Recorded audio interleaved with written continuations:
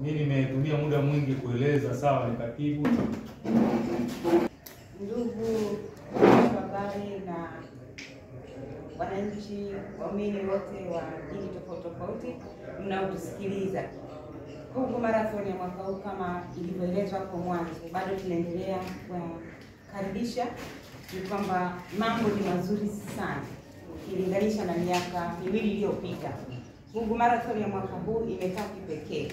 Tumefanya maandalizi mapema sana, kuanzia running kits, mavazi ya aina yote, hata wahudumu ambao wako hapo kwa wiki nzima wanakesha hapa kwa ajili ya kuhudumia wakimbiaji ambao wataungana nasi siku ya Jumamosi. Na zaidi ya hayo, shughuli yoyote ni chakula. Kwa hiyo sisi tunajali sana habari ya tumbo. Usije ukafika pale umeshakula kutoka nyumbani kwako, kwa sababu itakuwa ni alfajiri sana. Sisi kuanzia saa 11 asubuhi huduma itakuwa iko tayari, kuanzia chai, kutakuwa na supu, nyama choma zitakuwa tayari, zimeshaanza kuchomwa za kila aina. Nyama ni nyingi sana, kutakuwa na mtori, kutakuwa na juice za aina yote. Ni wewe tu ujiandae. Njoo na familia yako.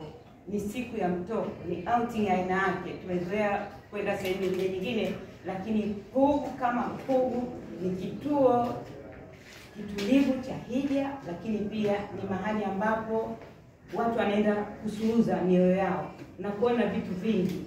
Kuanzia asubuhi tutakuwa na mziki mzito ule wa warm-up.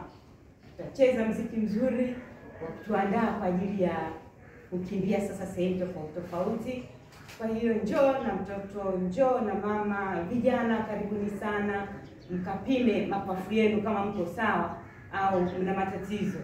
Kama ukiona una shida, basi tayari madaktari wako hapo, nenda ukaripoti ili uweze kuhudumiwa haraka sana. Na wako walemavu ambao tayari wameshajiandikisha, tutakuwa nao, na kuna wazee kabisa ambao wanakuja kushiriki. Kwa hiyo mwaka huu tunatarajia kuona wazee wa aina nyingi sana. Karibuni ndugu zetu, hatubagui. Kanisa Katoliki ni la wote, maana ya Katoliki ni kwamba ni ya wote. Kwa hiyo waumini wa dini mbalimbali, wasiokuwa na dini, karibuni sana mje muone matendo makuu ya Mungu siku ya Jumamosi. Na tunashukuru sana kwa wale ambao wametuhudumia, hasa wadhamini. Tunasema Mungu awajaze pale mlipotoa kwa ajili yetu. Mmekuwa wakarimu kupitiliza. Kila tunaporudi kuomba bado hamchoki. Kiwango kile cha mwaka jana si cha mwaka huu. Mnazidi kuongeza, mnatutia moyo.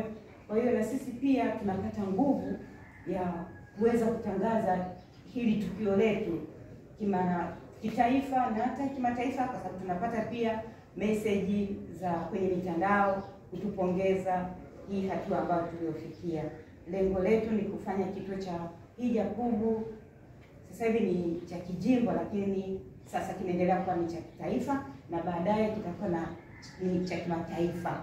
Na bahati nzuri kama tulivyosikia kwenye mitandao, Baba Askofu Mkuu ametoa tamko rasmi kwamba lile kanisa mbadala la St. Joseph au katedrali la St. Joseph lilokuwa lijengwe Geza Ulole sasa inajengwa Pugu.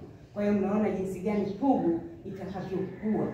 Ramani wale ambao wameshaiona ile ya katedrali ilivyo nzuri, na bado ramani nyingine ya Pugu itakavyokuwa ya wakati huo ni kwamba watu labda hawataenda tena Israel. Tunatarajia kupata watu wa kutoka sehemu nyingine sasa waje Tanzania. Jinsi sisi tunapokwenda Kibeo Rwanda, tunapokwenda Namugongo, tunapokwenda kule Subukia Kenya na sehemu nyingine tofauti tofauti, Rome, Israel, na sisi tutaanza kupata watu wa aina hiyo. Ina maana kwamba pia itakuwa ni kituo cha utalii. Kwa hiyo tuendelee, tusaidie katika kutangaza taarifa hizi ili watu waendelee kushiriki nasi siku ya Jumamosi.